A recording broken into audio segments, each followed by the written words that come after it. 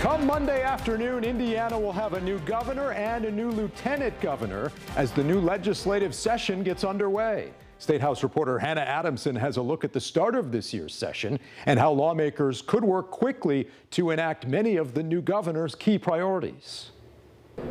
With the 124th session of the Indiana General Assembly officially underway, Republican leaders say many of their top bills are in lockstep with what Governor-elect Mike Braun has proposed for the past several months, specifically in the realm of property tax reform. Governor-elect Braun put forth a wide-ranging property tax plan, and we are responding to his call. In addition to creating a balanced budget, Indiana Senate Republicans announced Wednesday their caucus's #1 bill would revolve around cutting property taxes. We are treating this bill like we would treat the budget bill. The bill's author, State Senator Travis Holdman, says Indiana has nearly $5 billion in local income tax capacity, which he says would help make up for less property taxes. The well is not dry, but it will be something that the locals will have to make a decision on themselves. House Speaker Todd Houston says he looks forward to working with Senate Republicans to pass meaningful tax reform. We want to provide property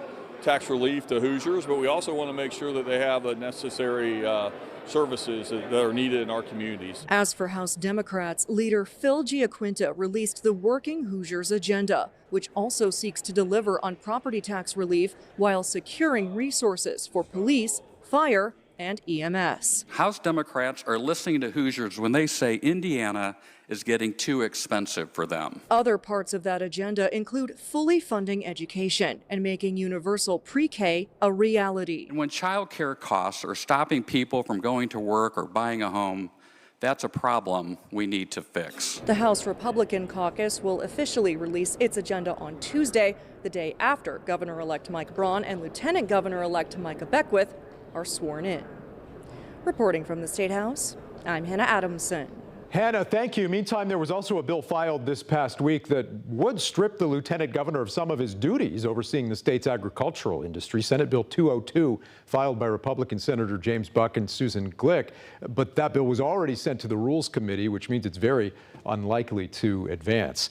Governor-elect Mike Braun and Lieutenant Governor-elect Micah Beckwith will officially take office on Monday. They'll be sworn in at the Hilbert Circle Theater in downtown Indy, and we'll have coverage for you right here this week. Meantime, we are also sitting down one-on-one with Braun's successor in the U.S. Senate, newly elected Senator Jim Banks. Dirk Rowley from our Fort Wayne affiliate traveled to Washington as Banks took office to sit down with Indiana's newest U.S. Senator. You campaigned as a fighter. What is that going to mean in the Senate?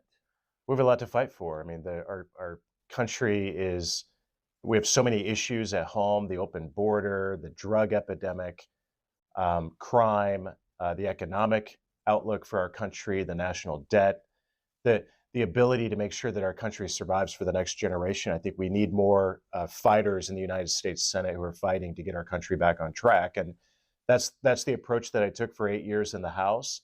That's what I sold to the voters. I would take the same approach that I took in the House to the Senate, and I'm ready to go. Years ago, when I asked what's the biggest policy difference maybe between you and President Trump, you'd said it was maybe spending.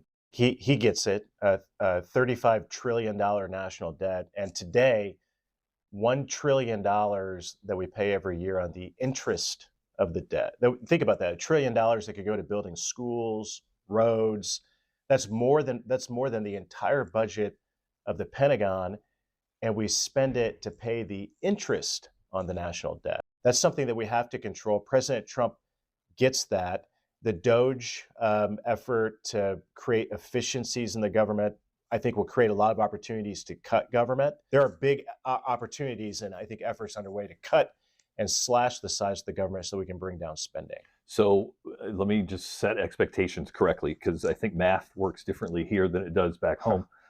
If we're $20 trillion additional debt in the next decade, and instead you manage to lower that to 10 trillion, is that a win or is that not enough? I think you got to bring down the actual size of the federal government, cut the government, bring down the debt. You're right. In Washington, when government grows less than what it did before, they call that a cut. That's not a cut. You got to cut the actual size of the debt. Give me one other priority that you can do in the Senate that you may not have done as effectively, I guess, in the House? Well, I think it's the scope of it. One of 100 versus one of 435. So your vote automatically means more. And when you look at my work on the Armed Services Committee, how do we make the Pentagon less bureaucratic, more focused on actually training to fight and win wars and project American strength? In the Senate, I'll have a bigger role, a bigger voice, a bigger opportunity to fight for issues like that. One senator can make a bigger difference. Dirk Rowley there in D.C. with U.S. Senator Jim Banks, who, by the way, was replaced in the House by Congressman Marlin Stutzman, who held that same seat before Banks was first elected to Congress. We spoke with Stutzman last week about his top priorities this year. When I left in at the end of 2016, we were right at $18 trillion of debt in Washington. And since then, it has grown another 18. We're right at $36 trillion of debt. And it's just not sustainable. Representative Stutzman also says he wants to focus on securing the border and finishing a border wall before any mass deportations take place. Meantime, it was a busy week in Washington with just about a week before President Trump's inauguration. His sentencing was Friday in the hush money case with no additional punishment. And that came just days after Congress certified his victory, 4 years after an infamous day in our nation's capital. Basil John has more today from Washington. Despite a snowstorm here in D.C., senators and representatives filled the House floor and certified the 2024 election results without issue. And today, America's democracy stood. With Inauguration Day 2 weeks away, Vice President Kamala Harris stood at the head of the House floor to verify the certificates and count the votes. In less than an hour, the votes were counted. It appears therefrom that Kamala D. Harris of the state of California received 54 votes for president. It appears therefrom that Donald J. Trump of the state of Florida received 30 votes for president. We're certifying President Trump's historic election. Congress certified the results of the election for former President Donald Trump. Donald J. Trump of the state of Florida has received 312 votes. But on this January 6th, many Democrats looked back to 4 years ago when rioters stormed the Capitol during this very process. Senate Majority Leader Chuck Schumer says Democrats would not repeat history. On this January 6th, our side will not engage in election denialism. President-elect Trump is considering pardons for those who breached the Capitol. Michigan Republican Tom Barrett supports that. The privilege to pardon is one that rests entirely with the President of the United States. Massachusetts Democrat Jake Auchincloss says that should not happen. They should not get pardoned. With the certification complete, President-elect Donald Trump is set for his inauguration on January 20th. Reporting in Washington, I'm Basil John.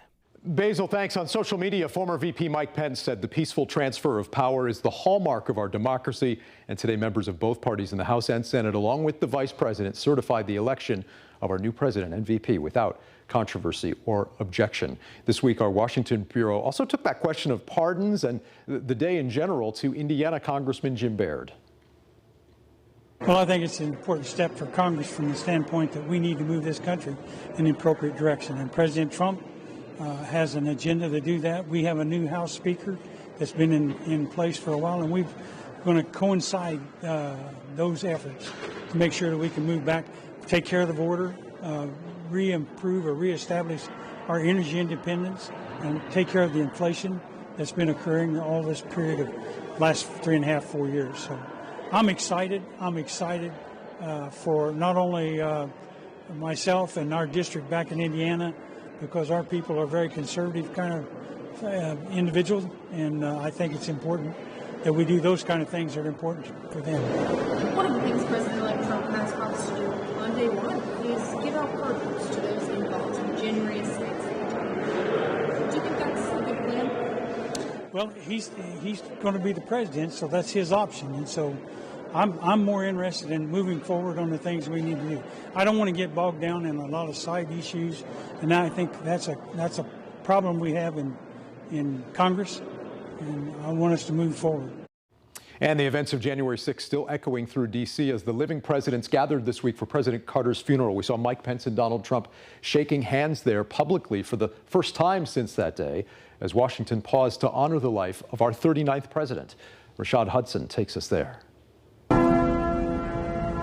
the nation said farewell to the 39th president, Jimmy Carter. Supporters and friends of the late president attended his funeral at the National Cathedral in Washington, D.C. All 5 living presidents attended the funeral. President Joe Biden delivered a eulogy for his longtime friend.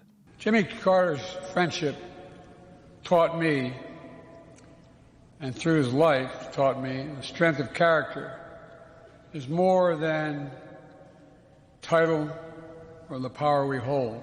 He talked about what Carter was like both in and outside of the White House. Carter's grandson Jason spoke about the man he looked up to. He had the courage and strength to stick to his principles even when they were politically unpopular. Former President Gerald Ford's son said Carter's legacy is one of compassion. Jimmy Carter's legacy of peace and compassion will remain unique as it is timeless. Rashad Hudson reporting there from Washington, where we also got this statement from former Vice President Pence, who said he was honored to be there at the state funeral. He said President Carter served America with distinction as governor of Georgia and as president. Karen and I express our gratitude and deepest sympathies to his family, along with millions of Americans who admired this truly good and great man. And you saw President Biden there at the Carter funeral this week. The president also traveled to New Orleans and to Los Angeles amidst the ongoing wildfires there. He's now canceled an overseas trip to continue to monitor the situation from Washington. Coming up next, we'll talk with our panel about the new session at the State House and the new administration taking office this week.